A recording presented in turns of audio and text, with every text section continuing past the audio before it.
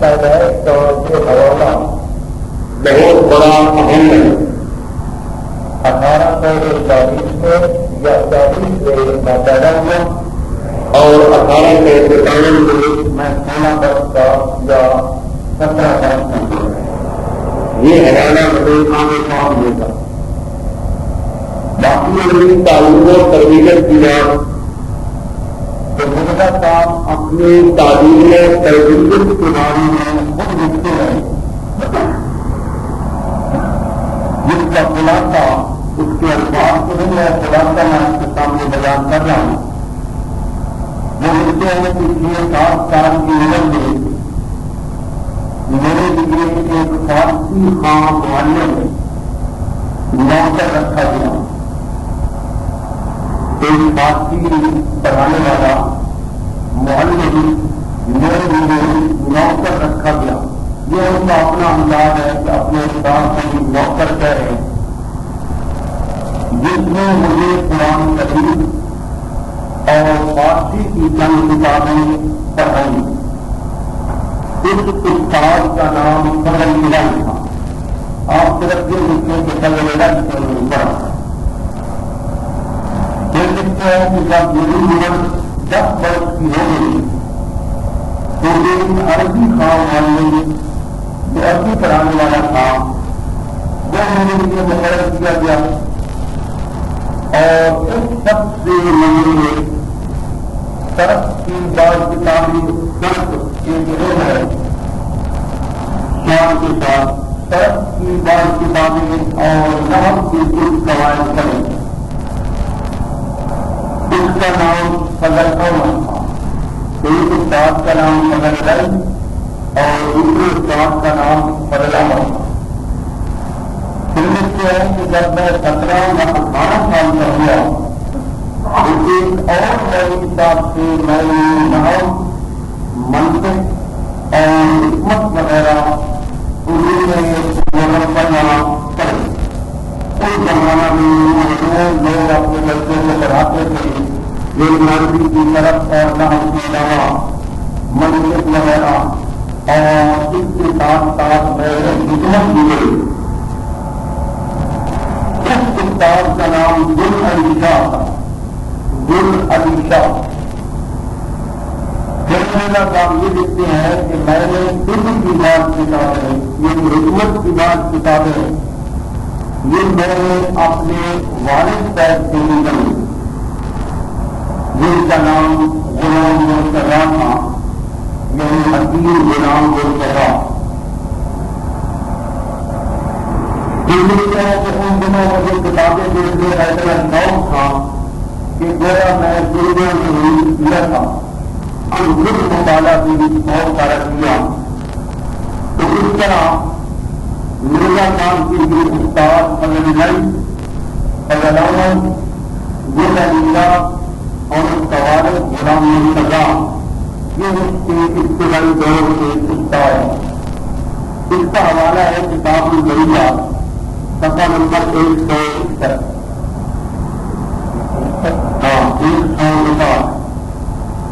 اس کے علاوہ یہ قول کی کتاب ہے روحانی خزائن، اس کا صفحہ ہے 189 جو اس کے اندر ہے۔ روحانی عمر میں مرزا صاحب کے بارے میں یہ ذکر ہے کہ ایک دفعہ مرزا صاحب اپنے والد کی دل میں لینے کے لیے گئے،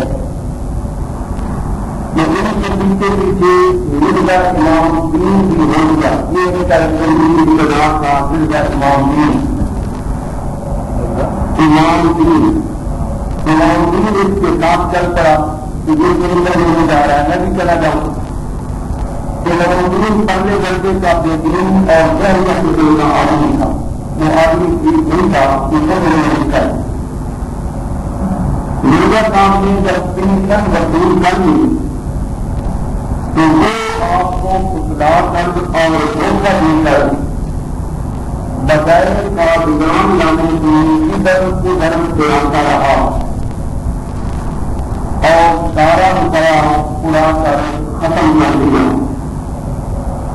یہ واقعہ ہے کہ وہ آدمی کے ساتھ نہیں گیا اور اس دوسرے سے ٹکرا لیا، اس کے بعد پیسہ کا رقم دی اور وہ مرزا صاحب کو ادھر ادھر اب ادھر سے ہے کہ ہمارے پاس کوئی تفصیل نہیں ہے، وہ گراتا رہا اور وہ سارا پیسہ اڑا کر ختم کر دیا۔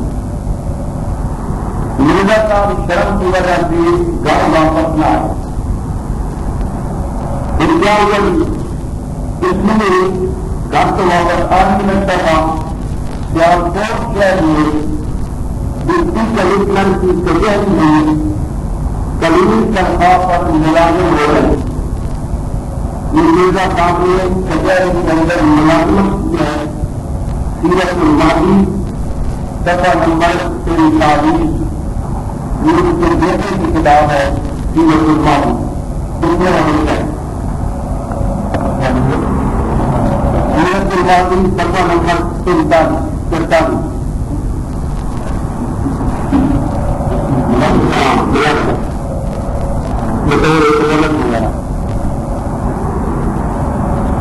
یہاں ایک اور واقعہ ہوا، دوسرے آدمی نے نبوت کا دعویٰ کیا ہے، اس لیے ہم نے اس کی ہر بات کو نوٹ کر رہے ہیں۔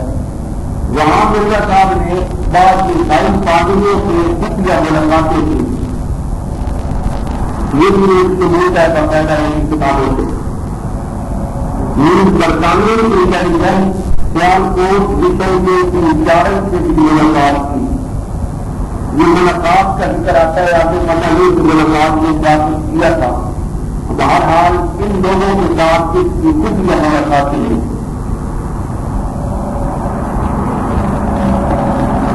تو وہاں سیکنڈ ٹائم مرزا صاحب انگریزی زبان سیکھ رہے، سیکنڈ ٹائم انگریزی زبان سیکھتے ہیں۔ وہاں کوئی کورس تھا، انہوں نے کہا تھا جتنے ملازم ہیں جو انگریزی سیکھیں، تو مرزا صاحب انگریزی زبان سیکھتے رہے۔ انگریزی زبان سکھانے والا دین کا استاد تھا ڈاکٹر امیر شاہ صاحب۔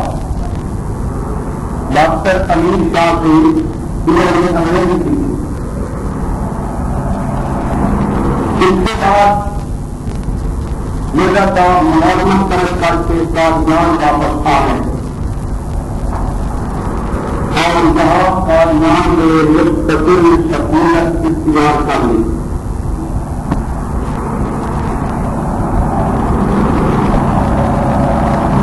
تقریباً 4 سال مرزا صاحب نے وہاں ملازمت کی ہے، 1864 سے لے کر 1868 تک 4 سال تک وہاں ملازمت کی ہے۔ جب قادیان آ گئے تو یہاں آ کر مرزا صاحب نے تصنیف و تعلیف کا کام شروع کر دیا، کتابیں رسالے وغیرہ لکھنے کا کام شروع کر دیا۔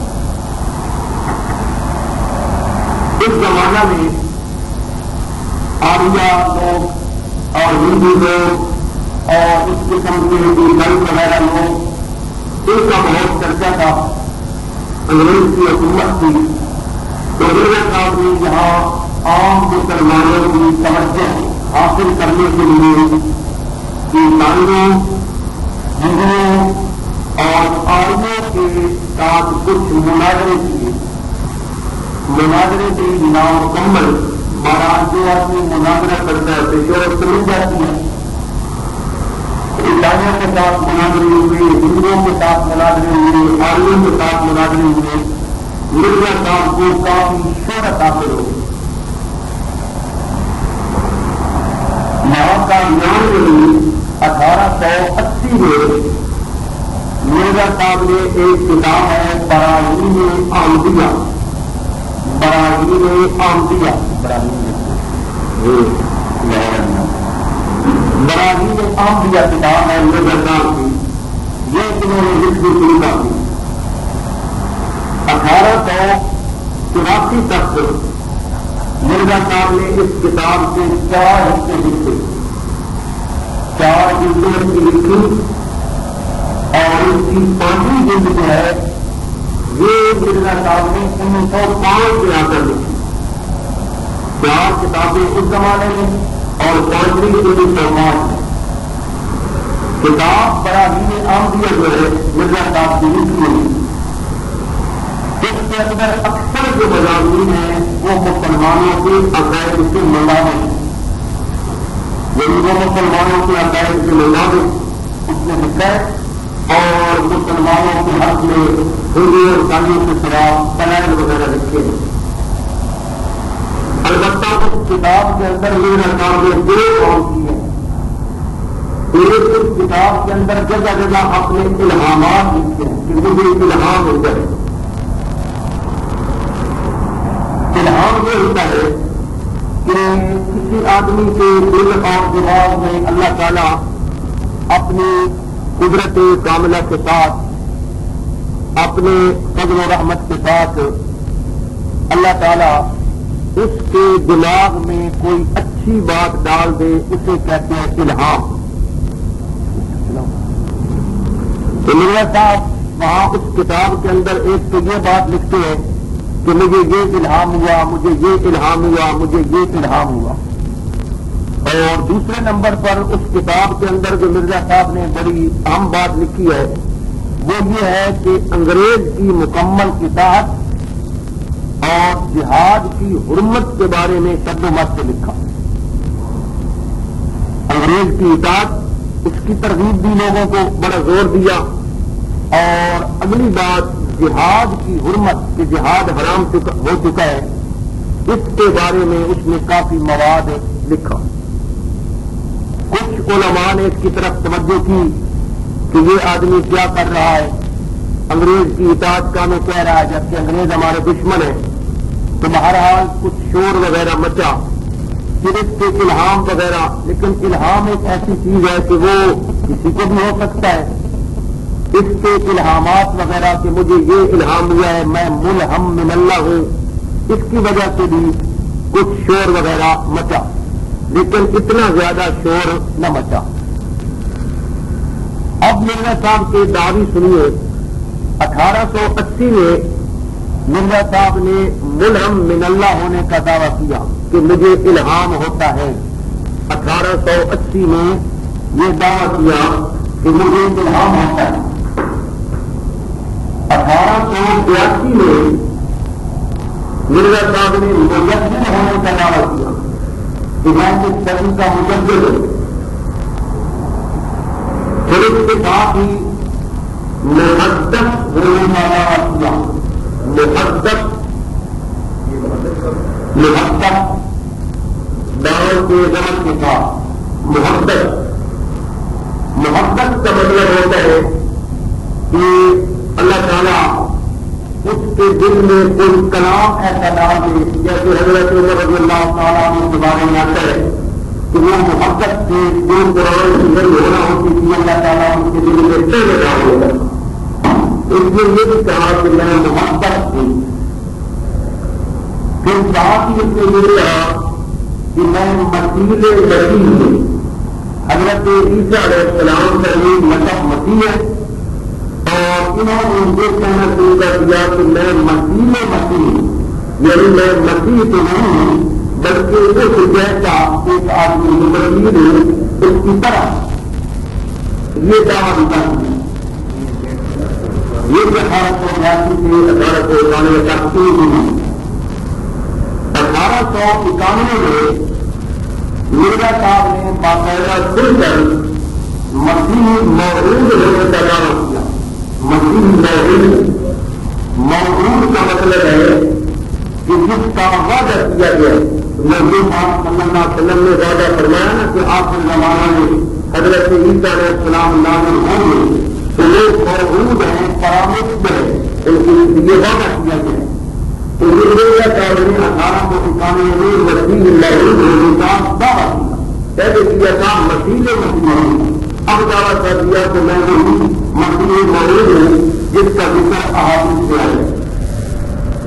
1899 میں مرزا صاحب نے دلی اور گرو کی نبوت کا دعویٰ کر دیا کہ میں دلی طور پر، گرو طور پر میں نہیں ہوں، یعنی میں کوئی مستقل نہیں ہوں، بلکہ نبی پاک صلی اللہ علیہ وسلم کی تلاوت کرتے کرتے کرتے مجھے یہ سوال مل گیا کہ اللہ تعالیٰ نے مجھے نبی بنا دیا، اور میں ذلی طور پر آپ کے فیض روحانی کی وجہ سے میں نہیں بن گیا. زندگی اور پولیس سے اس نے آپ کو اطلاع جاری کی ہے. 1901 میں مرزا صاحب نے مستقل صاحب شریعت نہیں ہونے کا دعویٰ کیا. 1901 میں مستقل کہ میں مستقل نہیں ہوں اور صاحب شریعت نہیں ہوں. صاحب شریعت اس بندی کو کہتے ہیں کہ جو نئے احکام دلائے. اب اس نے یہ دعویٰ کر دیا تو 1901 میں دراصل اس کا جو خود کا دعویٰ ہے بنیادی دعویٰ وہ خود کا سامنے آیا. علاوہ ابھی مرزا صاحب نے ابھی جدید کے دعوی میں بیت اللہ ہونے کا دعویٰ کیا کہ میں بیت اللہ ہوں. اور بھائی روحانی فضائل کی ان کی کتابیں ہیں اس کے اندر کہ میں بیت اللہ ہوں یہ دعویٰ کیا. اس کے علاوہ مرزا صاحب نے نذیر ہونے کا دعویٰ کیا کہ میں نذیر ہوں. نذیر نبی پاک صلی اللہ علیہ وسلم یہ لسٹ ہے ڈرانے والے. اس کا کتاب ہے اس کی تذکرہ جیسے ہمارے یہاں قرآن مجید ہے نا محمد صلی اللہ علیہ وسلم نازل شدہ وحی اس کا مجموعہ ہے. تو اس پر نازل شدہ وحی کا مجموعہ ہے تذکرہ. اس کا نام ہے تذکرہ. تو یہ تذکرہ کے اندر نکل گئے الرحمن علم القرآن لتنذر قوما ما انذر آباؤهم. یہ اپنا الہام یا غریب لکھی ہے کہ میں اس قوم کو بنانے کے لیے آیا ہوں جس کو پہلے نہیں بنایا ہوں. اس کے علاوہ مرزا صاحب نے آدم مریم اور احمد ہونے کا انکار کیا کہ میں آدم ہوں اور میں مریم ہوں اور میں احمد ہوں. اور اس سلسلہ میں ان کی کتاب تذکرہ میں یہ الہامات لکھے ہوئے ہیں یا آدم انت وزوجک الجنہ کہ آدم تو بھی اور تیری بیوی بھی جنت میں رہے. یہ قرآن مجید کی آیات ہے. لیکن مرزا صاحب نے کہا کہ یہ میرے اوپر نہیں آئے. یا مریم انت وزوجک الجنہ یہ بھی ایک الہام ہے کہ اے مریم تو بھی اور تیری بیوی بھی مریم کی قوم کی بیوی ہوئی ہے یہ بھی جنت میں رہے. یا احمد اس کو انت وزوجک الجنہ اے احمد تو بھی اور تیری بیوی بھی جنت میں رہے. نفخت فیک من لدنی روح الصدق میں نے اپنی طرف سے تیرے اندر سچائی کی روح بھیجی ہے. تو اس قسم سے باتیں کہ میں آمد ہوں میں احمد ہوں میں منظر ہوں. اور پھر کل آپ نے سنا کہ مرزا صاحب کے بعد جو بہن پیدا ہوئی تھی اس کا نام جنت تھا. تو یہ اس بات کو بھی بڑا جوڑتا تھا کہ دیکھو جی میرے ساتھ جنت پیدا ہوئی تھی اور یہاں اللہ تعالیٰ نے مجھے حکم کر دیا ہے اس کو انت وزوجک الجنہ اس میں میرا بھی ذکر آ گیا اور جنت کا بھی ذکر آ گیا. تو یہ کس طرح جوڑتا تھا. بہرحال اب مرزا صاحب نے کھل کر رسالت کا دعویٰ کیا. اس کا ہمارے پاس کیا ثبوت ہے. ہو سکتا ہے کل کو ہمارے سامنے کیا جائے اور وہ انکار کر دے کہ مرزا صاحب نے رسول ہونے کا دعویٰ نہیں کیا تھا. اس کا ثبوت یہ ہے تذکرہ اس کے اندر تصویر بڑی لکھی ہوئی ہے مرزا صاحب کی انہی فضلتک علی العالمین اور صرف الیکم جميعا کہ اے مرزا میں نے تمہیں تمام جہانوں پر فضیلت دی ہے اور ان لوگوں کو بھی کہہ دوں اور دل سے الیکم جميعا کہ میں تم سب کی طرف رسول بنا کر بھیجا دوں. یہ واضح بات ہے کہ اپنی رسالت کا دعویٰ کر رہا ہے. اور دل سے الیکم جميعا ایک اور اس کا الہام ہے انا انزلناہ قریبا من القابلات کہ ہم نے یہ نہیں ہے یہ قادیان کے قریب ہم نے یہ غریب کو کام ہے. یہ براہیم اہمیہ نہیں خبر ہے. یہ پہلا تذکرہ ہے. اگلی بات سچا خدا وہی ہے جس نے قادیان میں اپنا رسول بھیجا. اب یہاں تو بالکل بات مانی ہوگی. سچا خدا وہی ہے جس نے قادیان میں اپنا رسول بھیجا. دافع البلاء روحانی خزائن کے دو کتابوں میں یہ بات لکھی ہے. ایک اور نہیں ہے کہ اِلَّا أَيُّهَا النَّاسُ إِنِّي رَسُولُ اللَّهِ إِلَيْكُمْ جَمِيعًا اے مُرْسِلٌ مِّنَ اللَّهِ کہ اے تمام لوگوں جیسے نبی پاک نے فرمایا کہ میں تمہاری طرف رسول بنا کر بھیجا ہوں، مرزا نے کہا کہ یہ میری مرضی نہیں ہے، یہ تذکرہ اس نے لکھا ہے۔ ایک اور جگہ لکھتا ہے اِنَّا أَرْسَلْنَا إِلَيْكُمْ رَسُولًا شَاهِدًا عَلَيْكُمْ كَمَا أَرْسَلْنَا إِلَىٰ فِرْعَوْنَ رَسُولًا۔ یہ قرآن مجید کی آیت ہے اور وہ کہتا ہے کہ یہ میری پر نازل ہوئی ہے کہ ہم نے تمہاری طرف ایسا رسول بھیجا ہے جیسا ہم نے فرعون کی طرف رسول بھیجا تھا۔ یہ حقیقت بس اس کی ایک کتاب ہے، اس کا یہ مقصد ہے۔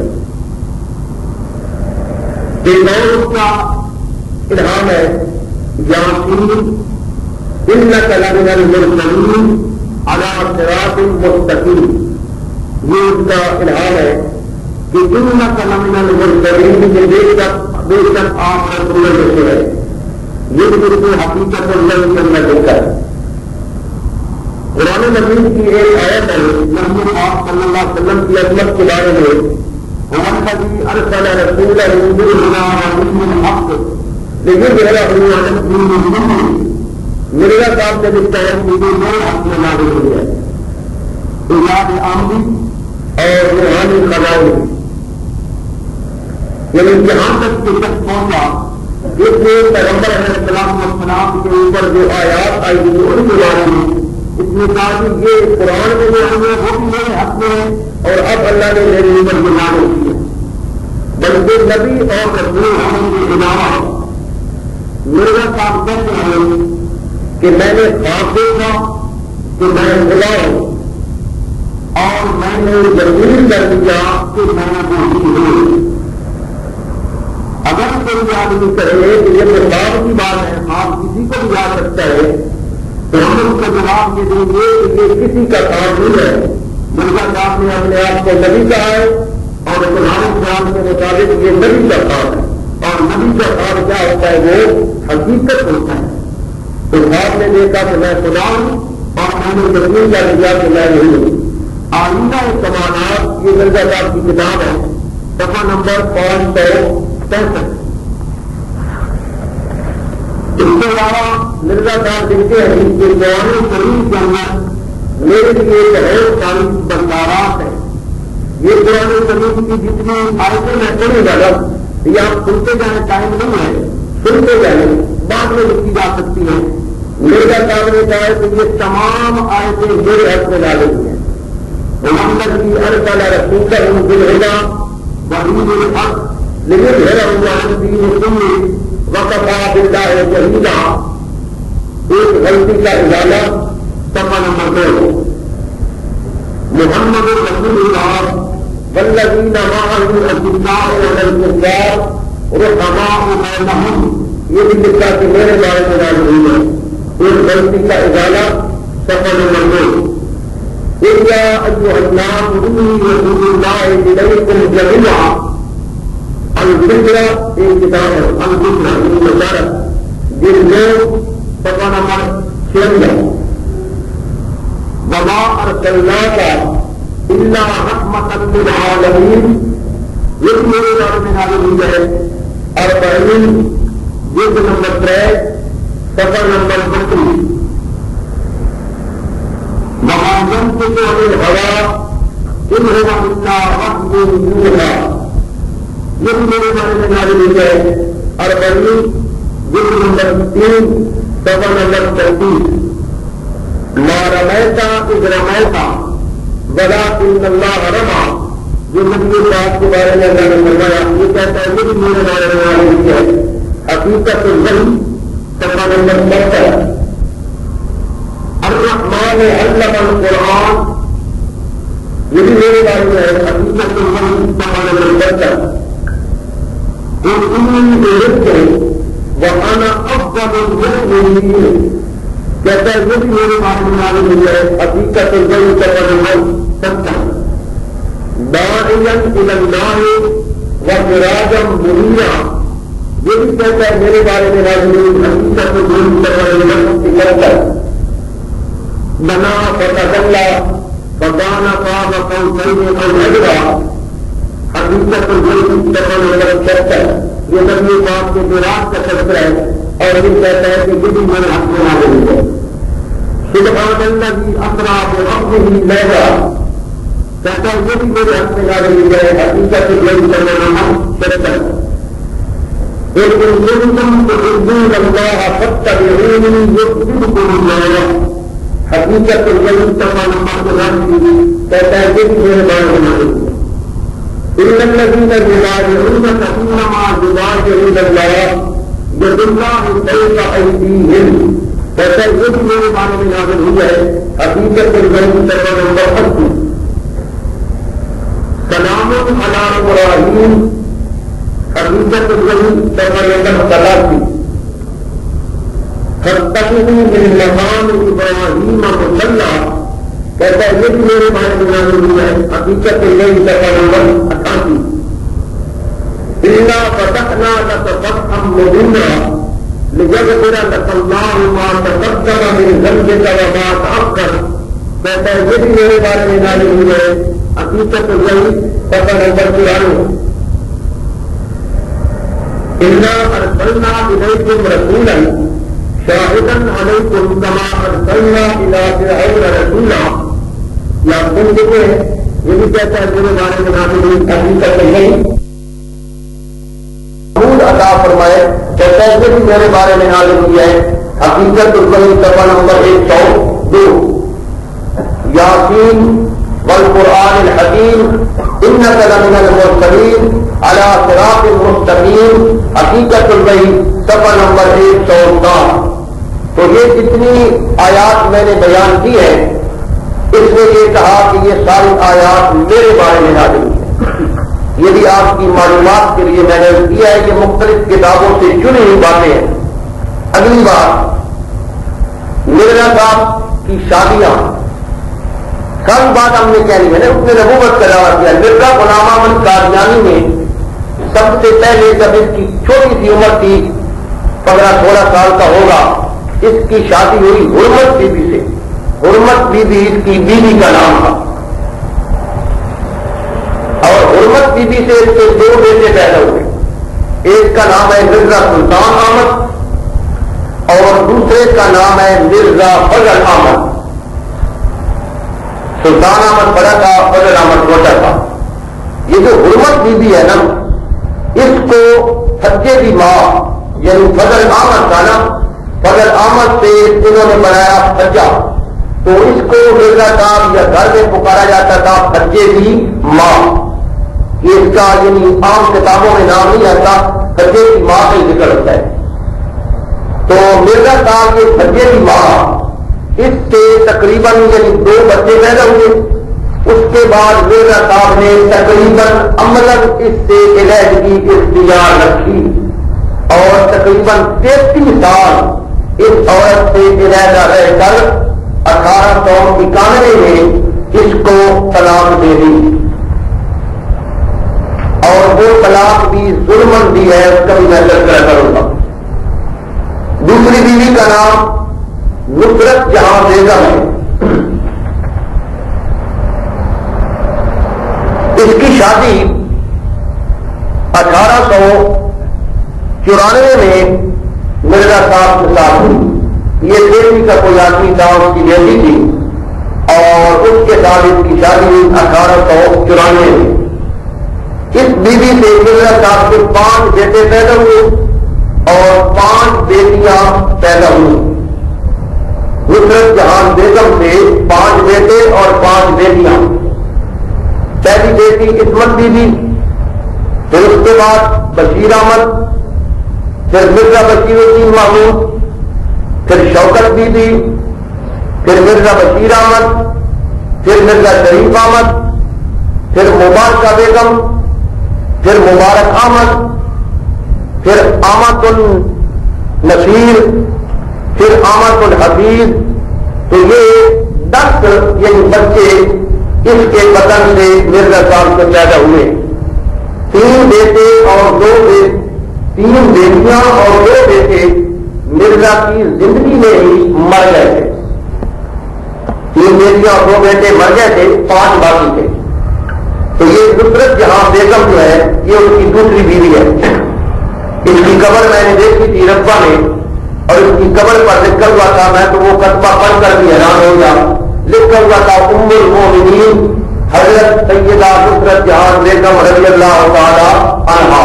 یہ لکھا ہوا تھا اس کی قبر پر, پتہ نہیں اب ہے یا نہیں ہے. تیسری بیوی مرزا صاحب کی یہ آسمانی مرغوب ہے, یعنی یہ ایسی بیوی ہے کہ جس کا نکاح آسمانوں پر ہوا ہے, لیکن مرزا صاحب کی یہ حضرت پوری نہ ہو سکی. اس کا نام ہے محمدی بیگم.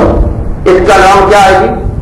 محمدی بیگم. مرزا صاحب نے خود کہا ہے کہ میرا اس سے نکاح ہو چکا ہے آسمانوں پر, اللہ نے کر دیا, لیکن یہ مرزا صاحب کو ملی نہیں تھی, اور اس کی ساری کہانی انشاءاللہ آگے آئے گی.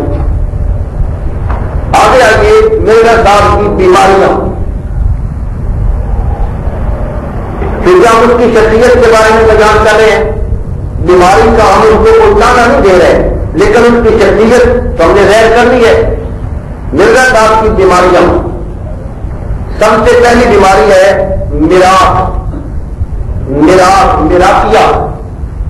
یہ میراثیا ایک بیماری ہے جو کہ ایک دماغی بیماری ہے, مالی خوریت کی ایک شاخ ہے میراثیا. اور یہ میراثیا جو بیماری ہے اس کے متعلق حکیموں نے کیا لکھا ہے, پہلے یہ بات سن لیں. شرح بعد حکمت کی کتاب ہے, 3 کی کتاب ہے, اس میں لکھا ہوا ہے کہ یہ جو ہے نا میراث نوع من مالی خوریہ, کہ یہ مالی خوریہ کی ایک قسم ہے. یہ سما المراقی, جس کو میراث کی بیماری کہا جاتا ہے. اسی طرح شیخ الرئیس ابو علی سینا اس نے لکھا ہے انما یقال مالی خوریہ لما کان حدوثه عن سوداء غیر معترضة تسمیۃ له اسم سبب لان معناه باليونانية الخلط الاسود. یعنی یہ مالی خوریہ کی ایک قسم ہے, وہ بھی لکھتے ہیں. اسی طرح اردو کے اندر یہ جو اس کا پہلا خلیفہ تھا حکیم نور الدین, وہ بھی حکیم تھا, اس نے لکھا ہے حکیم نور الدین نے, یعنی مالی خوریہ کی ایک قسم وہ ہے جسے مالی خوریہ میراثی کہتے ہیں. یہ مرض میراث کی شدت سے ہوتا ہے, اور میراث جو ہے یہ مالی خوریہ کی ایک شاخ ہے. یہ حکیم نور الدین نے بھی لکھا ہے کہ میراث مالی خوریہ کی ایک شاخ ہے. ایک اور کتاب ہے حکیم نور الدین کی, بیان حکیم نور الدین, وہ لکھتا ہے مالی خوریہ جنون کا ایک شعبہ ہے, یعنی پاگل پان کا ایک شعبہ ہے. اور میراث اور مالی خوریہ کی ایک شاخ اور مالی خوریہ میراثی میں دماغ کو ایذا پہنچتی ہے. اس میں دماغ کو ایذا پہنچتی ہے, اس لیے یہ دماغی امراض میں سے ایک مرض ہے. ایک اور حکیم صاحب ہے شرح اسباب مصنفہ برہان الدین لطیف, یہ لکھتے ہیں کہ مالی خوریہ خیالات اور افکار کے طریقے طبعی سے متغیر ہو جانے کو کہتے ہیں. بعض مریضوں میں گاہے گاہے یہ فساد اس حد تک پہنچ جاتا ہے کہ وہ اپنے آپ کو غیب دان سمجھتا ہے. یہ وہ حکیم لکھ رہا ہے کہ بعض بیماروں کے اندر یہ مسئلہ بھی ہوتا ہے, اور اکثر ہونے والے امور کی وہ پہلے ہی خبر دے دیتا ہے. اور بعض مریضوں میں یہ فساد یہاں تک ترقی کر جاتا ہے کہ اس کو اپنے متعلق یہ خیال ہوتا ہے کہ میں فرشتہ ہوں. یہ بھی اس بیماری کی ایک وجہ ہے. شرح اسباب اس کا مصنف ہے برہان الدین لطیف. ایک اور کتاب ہے اکثیر اعظم, جلد اول صفحہ نمبر 188, وہ حکیم صاحب لکھتے ہیں, حکیم محمد اعظم صاحب, کہ مریض کے اکثر اوہام کے مائر وہم کی اکثر اوہام اس کام سے متعلق ہوتے ہیں جس میں مریض زمانہ صحت میں مجبور رہا ہو. یعنی اس کے بعد جو ہے اسی طرح ہوتے ہیں جس طرح کا وہ پہلے ہوتا ہے. مثلا مریض اگر صاحب علم ہو تو پیغمبری اور معجزات اور کرامات کا دعویٰ کر دیتا ہے, خدا کی باتیں کرتا ہے. لوگوں کو اس کی تبلیغ کرتا ہے. تو یہ میں نے اس لیے آپ کو بتایا ہے کہ مرزا صاحب کو یہ میراث کی مرض تھی اور میراث کی مرض کی یہ کیس میں ہے. اور خود ڈاکٹر شاہ نواز قادیانی، یہ قادیانی ہے، اندر گئی ہے کہ ڈاکٹر صاحب اس نے لکھا ہے کہ ایک مدعی الہام کے متعلق اگر یہ ثابت ہو جائے کہ اس کو ہسٹیریا یا مارکولیا یا مرگی کا مرض تھا، وہ ڈاکٹر لکھتا ہے اس کے متعلق یہ ثابت ہو جائے تو اس کے دعوے کی تردید کے لیے پھر کسی اور دلیل کی ضرورت نہیں ہے. مرگی والا آدمی کہہ میں نبی ہوں، مارکولیا والا کہے، ہسٹیریا والا کہے، تو یہی اس کی تردید کے لیے کافی ہے. کچھ کو یہ بیماری ہے اور یہ ایسی چوٹ ہے کہ جو اس کی صداقت کی عمارت کو بے خوبصورت سے اکھاڑ دیتی ہے. مرزا صاحب نے خود تسلیم کیا ہے کہ مجھے میراث کی بیماری ہے. مرزا صاحب نبی پاک صلی اللہ علیہ وسلم نے فرمایا تھا نا کہ حضرت عیسیٰ علیہ السلام آسمان سے اترے گے تو ان کے وجود پر 2 پیلی چادریں ہوں گی. تو مرزا اس کے متعلق لکھتا ہے کہ وہ تو مسیح میں ہوں، عیسیٰ تو میں آپ ہوں. اب پیلی چادروں کو کس طرح اپنے اوپر فٹ کرتا ہے؟ کہتا ہے پیلی چادروں سے مراد 2 بیماریاں ہیں. 2 بیماریاں ہیں، ایک اوپر والی چادر اور ایک نیچے والی چادر. کہتا ہے ایک اوپر کے دھڑ کی بیماری ہے مجھے یعنی میراث. کیا کہتا ہے؟ یعنی میراث. اور ایک نیچے کے دھڑ کی بیماری ہے وہ ہے کثرت بول، یعنی بار بار پیشاب آنا. تو یہ بڑی اہم بیماری ہے مرزا غلام احمد قادیانی کی. مرزا کا علم جو اس نے پہلے پڑھا ہوا تھا، جمع یہ بیماری، جمع یہ شیطان کا تکلف، جمع انگریز کی تھپکی. تو یہ 4 چیزیں جب ملی ہیں تو تب مرزا نبی بنا ہے. یہ ساری بات سمجھ لیں. تشہیر الاذہان ایک کتاب ہے، اس کے اندر یہ لکھا ہوا ہے کہ مرزا نے لکھا ہے. تو اس کی ایک بیماری جو تھی وہ میراث تھی. اس کے علاوہ مرزا صاحب کو ہسٹیریا کی بیماری بھی تھی. ہسٹیریا عام طور پر عورتوں کو ہوتا ہے، یہ دورے وغیرہ پڑتے ہیں اور بعض لوگ سمجھتے ہیں جن پڑ گیا ہے. اس طرح کے دورے بھی مرزا صاحب کو پڑا کرتے تھے. سیرت الماضی کے اندر جو لکھا ہوا ہے. اس کے علاوہ مرزا صاحب کو نامردی کا مرض بھی تھا اور مرزا صاحب خود لکھتے ہیں کہ جب میں نے پہلے شادی کی تھی تو مجھے کافی عرصہ تک یہ یقین رہا کہ میں نامرد ہوں.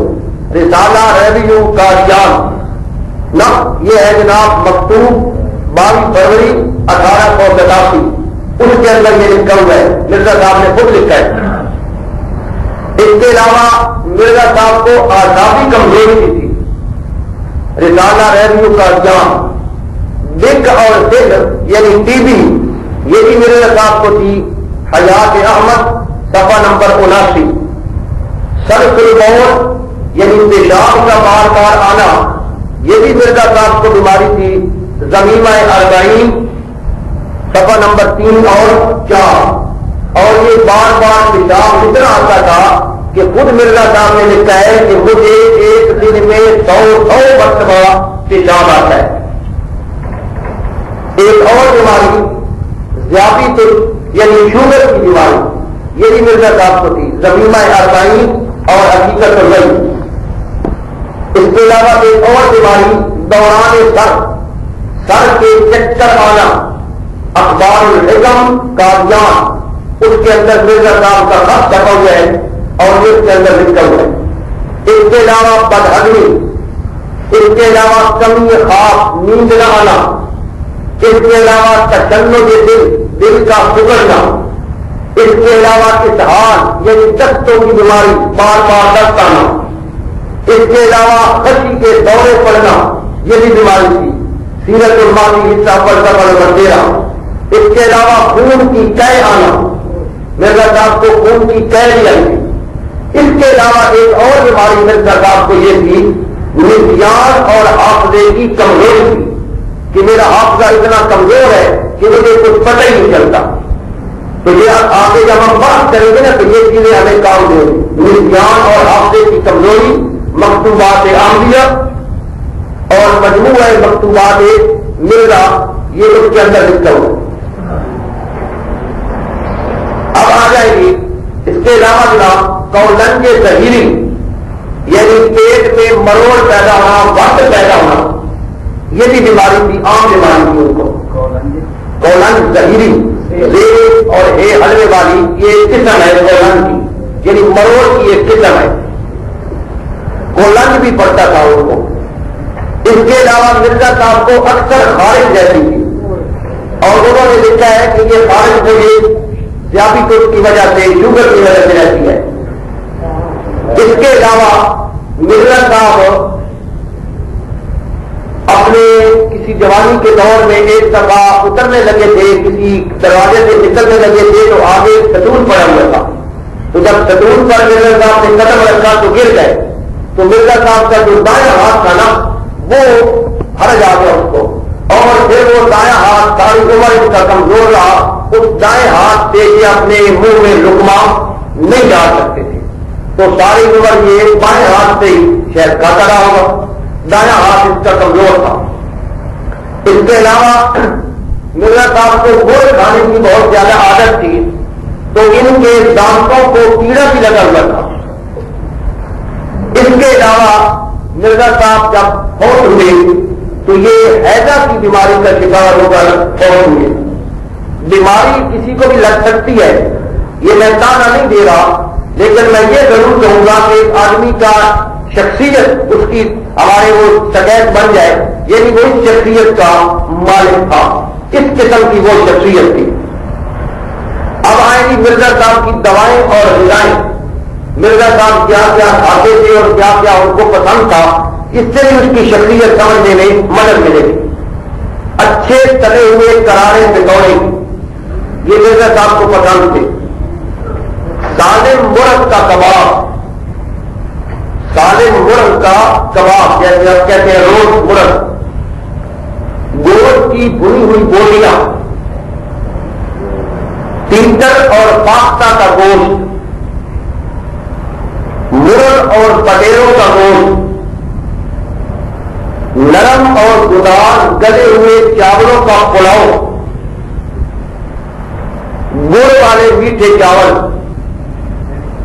گڑ والے میٹھے چاول، کباب، مرغ پلاؤ، انڈے، پھرنی، دودھ، بالائی، مکھن، بادام روغن، انگور، بمبئی کا کیلا، ناگپور کا سنترا، سیب، سردا، آم، برف، سوڈا، لیمو بند جنجر، یہ پورے زمانے میں بوتل ہوتی تھی سوڈے کی، مٹھائی، ویرائٹی بسکٹ،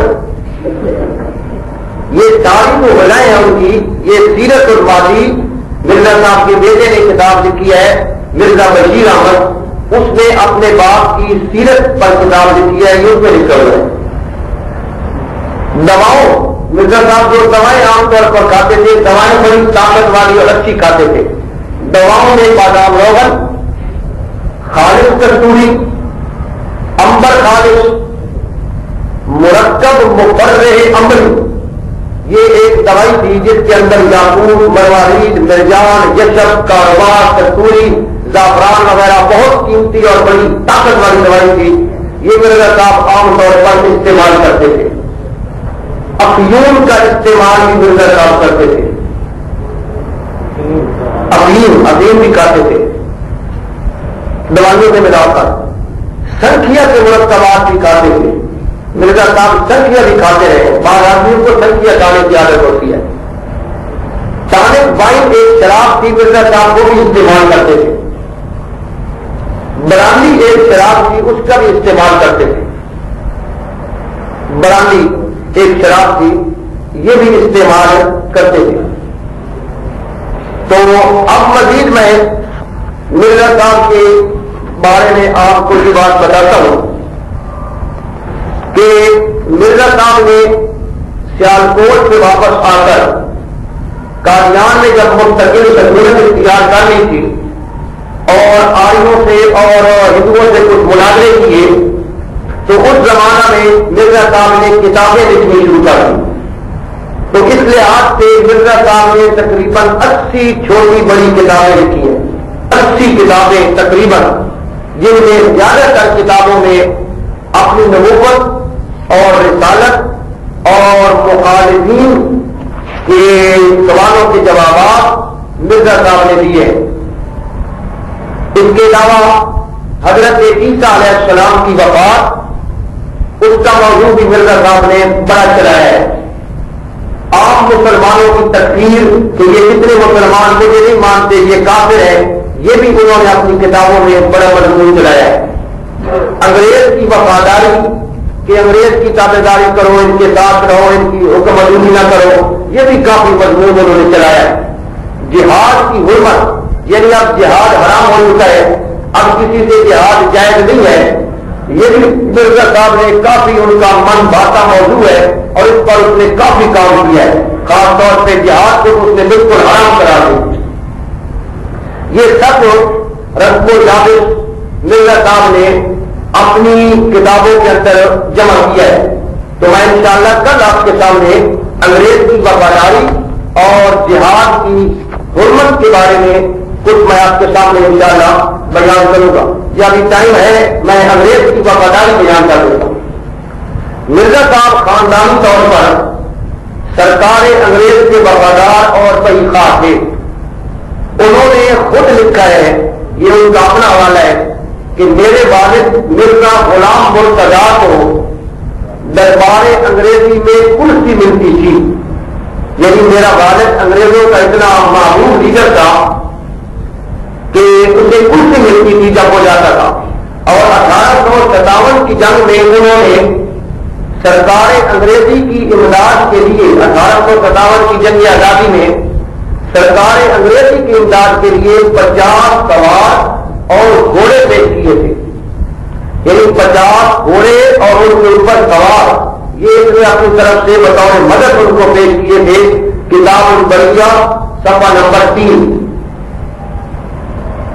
آگے خود مرزا صاحب لکھتے ہیں، اور میں نے اسی زمانہ میں خدا تعالیٰ سے یہ عہد کیا کہ کوئی مقصود کتاب بغیر اس کے تعریف نہیں کروں گا جس میں اعلانات کیسرا ہند کا ذکر نہ ہو. کیسرا ہند اس زمانے کی جو بادشاہ کی عورت، وہ کہتا ہے کہ جس میں اس کے اعلانات کا تذکرہ نہ ہو میں ایسی کوئی کتاب شائع نہیں کروں گا. میری ہر کتاب میں یہ بات موجود ہے. نور الحق کتاب کا نام ہے، صفحہ نمبر 28.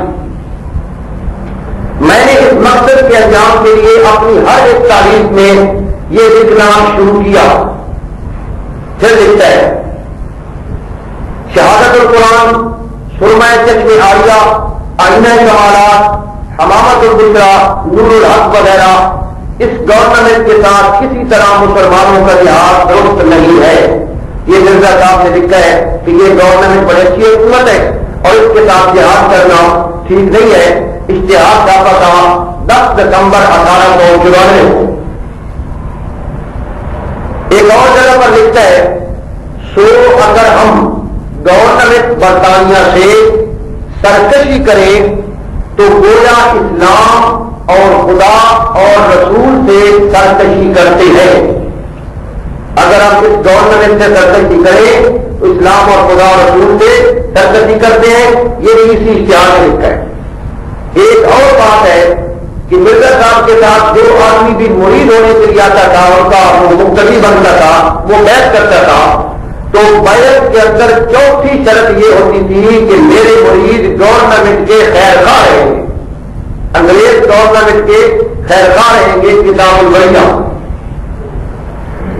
اس کے علاوہ مرزا صاحب نے لیفٹیننٹ گورنر بہادر کے نام مورخہ 24 فروری 1899 کو ایک درخواست لکھی، اس کو درخواست کی جس میں لکھا کہ آپ اپنے اس خود کش کا پودا کا لحاظ رکھیں. انگریز افسر کو درخواست دے رہا ہے اور اسے کہہ رہا ہے کہ میں تمہارا کیا ہوں خود کاشتہ پودا، یعنی آپ نے مجھے یہ پودا بنا کر لگایا ہے تو میرا خیال رکھ کر کریں اور اپنے ماتحتوں کو یہ حکم دیں کہ وہ میری جماعت کو خاص عنایت اور مہربانی کی نظر سے دیکھیں۔ اس سے ثابت ہوا کہ انگریز کے ساتھ بڑی وفاداری تھی۔ مرزا صاحب خود لکھتے ہیں میری عمر کا اکثر حصہ سلطنت انگریزی کی تائید اور حمایت میں گزرا ہے اور میں نے ممانعت جہاد اور انگریز کتاب کے بارے میں اس قدر کتابیں لکھی ہیں اور اشتہارات شائع کیے ہیں کہ اگر وہ رسائل اور کتابیں اکٹھی کی جائیں تو 50 الماریاں ان سے بڑھ سکتی ہیں۔ یہ اس کا اپنا اعتراف ہے کہ انگریزوں کے حق میں اور ان کی اطاعت کے لیے میں نے اتنی کتابیں لکھی ہیں کہ 50 الماریاں ان سے بڑھ سکتی ہیں۔ اب باقی ان کے جو دعوی وغیرہ ہیں وہ بعد میں بیان ہو گئی۔ اب وہ مرزا صاحب کی وفات کا تذکرہ کرتے ہیں۔ بتاریخ 26 مئی 1908 بروز منگل صبح 10 بجے برادرت روڈ لاہور میں، یہ میں نے عمارت دیکھی ہے سپیشل جا کر، وہاں ایک عمارت ہے برادرت روڈ، اس کا پرانا نام تھا وہ روڈ کا مجھے نام ہے، تو لاہور میں ایک عمارت ہے، وہاں مرزا صاحب حیضہ کا شکار ہو کر فوت ہوئے۔ سیرت الماضی میں مرزا صاحب کی بیوی کا بیان لکھا ہوا ہے، بیوی کا بیان لکھا ہوا ہے کہ مرزا صاحب کو اس بیماری میں بار بار دست آتے رہے، پھر قید بھی آئی۔ سیرت الماضی کے اندر لکھا ہوا ہے۔ تو یہ میں زور اس لیے دے رہا ہوں کہ یہ حیضے کی بیماری سے اس کا مرنا یہ ہمارا ایک ثبوت ہے، آگے آئے گا۔ اس کے علاوہ مرزا صاحب نے اپنے خسر اپنے سوڑے کو، سوڑے کا نام تھا میر ناصر صاحب، اس کو مرزا صاحب نے اس بیماری میں خود کہا کہ میر صاحب مجھے وبائی حیضہ ہو گیا ہے، میر صاحب مجھے وبائی حیضہ ہو گیا ہے۔ حیات ناصر صفحہ نمبر 14، مرتبہ شیخ یعقوب علی عرفانی قادیانی۔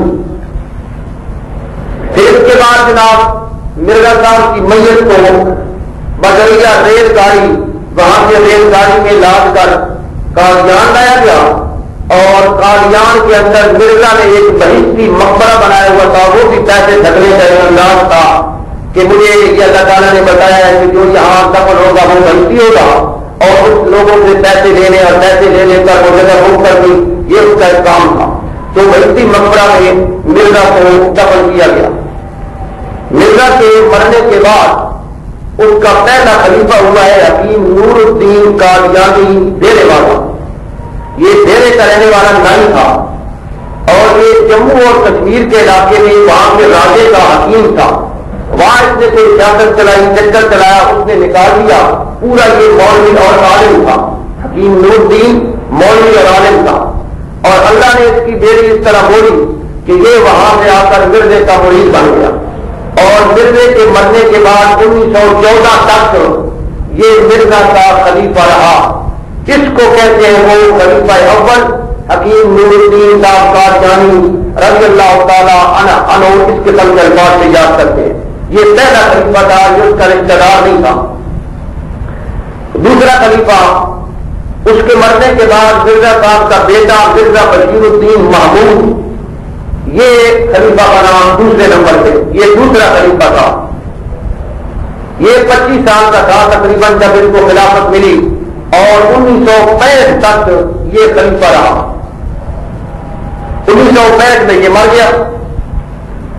تیسرا خلیفہ بشیر الدین کا بیٹا مرزا ناصر احمد تھا۔ یہ 9/6/82 تک خلیفہ رہا۔ 9/6/82 مجھے تاریخ یاد ہے، ہم اس کا جنازہ دیکھنے کے لیے گئے تھے، جنازہ پڑھنے نہیں گئے تھے، دیکھنے کے لیے گئے تھے۔ بہرحال بڑا مجمع تھا، ہمیں کوئی سمجھ نہیں آئی ان کی میت کی لگتی۔ تو یہ سن 82 تک یہ خلیفہ رہا۔ چوتھا خلیفہ مرزا طاہر احمد تھا جو اپریل 2003 کو فوت ہو گیا۔ اب پانچواں خلیفہ ہے مرزا مسرور احمد، یہ اب پانچواں خلیفہ ہے۔ تو یہ میں نے آپ کو مختصر کا ان حضرات کا تعارف کرا دیا۔ تو یہ ہے تو مسجد کا ماحول یہاں مرزا مسرور احمد موجودہ۔ تو یہ مسجد کے ماحول میں خبیث کی تصویر تو نہیں دکھانی چاہیے آپ کو، مقدس ہے، لیکن مجبوری ہے کہ میں آپ کو دکھاؤں کہ یہ مرزا صاحب کی تصویر ہے، مرزا غلام احمد قادیانی۔ یہ آپ بعد میں بھی دیکھ سکتے ہیں، یہ اس کی تصویر ہے مرزا غلام احمد قادیانی کی۔ جس کا دوسرا خلیفہ ہوا ہے مرزا حکیم نور الدین قادیانی، یہ حکیم نور الدین قادیانی کی تصویر ہے ڈیرے والا، جو 1914 میں مرا ہے۔ اس کا تیسرا خلیفہ ہے مرزا کا بیٹا مرزا بشیر الدین محمود، یہ مرزے کا بیٹا ہے بشیر الدین محمود، جو 1965 کا خلیفہ رہا۔ اس کا چوتھا خلیفہ ہے تیسرا بنے گا تیسرا خلیفہ ہے مرزا ناصر احمد، یہ 1982 میں فوت ہوا۔ اس کا چوتھا خلیفہ ہے مرزا طاہر احمد، یہ چوتھا خلیفہ تھا۔ اور اس کا پانچواں خلیفہ ہے یہ جو اب موجود ہے مرزا مسرور احمد، یہ پانچواں خلیفہ ہے۔ مرزا قادیان کے قبرستان میں دفن ہوا، یہ مرزا کی قبر کا فوٹو ہے، اور یہ مرزا کی قبر کے اوپر جو کتبہ لگا ہوا ہے یہ اس کا فوٹو ہے۔ تو یہ صرف اس لیے کہ یہ میں نے آپ کو دکھا دیا ہے، اگر آپ دیکھنا چاہیں تو مزید بھی مجھ سے دیکھ سکتے ہیں۔ کتبے پر لکھا ہوا ہے جی کہ بسم اللہ الرحمن الرحیم، مزار مبارک حضرت اقدس مرزا غلام احمد صاحب قادیانی مسیح موعود ماضی مسعود علیہ وعلی مطاع محمد الصلاۃ والسلام، تاریخ وفات 26 ربیع الثانی 1326 کی کا مطابق 26 مئی 1908، انا للہ و انا الیہ راجعون، یہ لکھا ہوا ہے کتبے پر۔ تو بہرحال یہ مختصر کا خاکہ اور تعریف اور اس کی شکل آپ کے ذہن میں آ گئی۔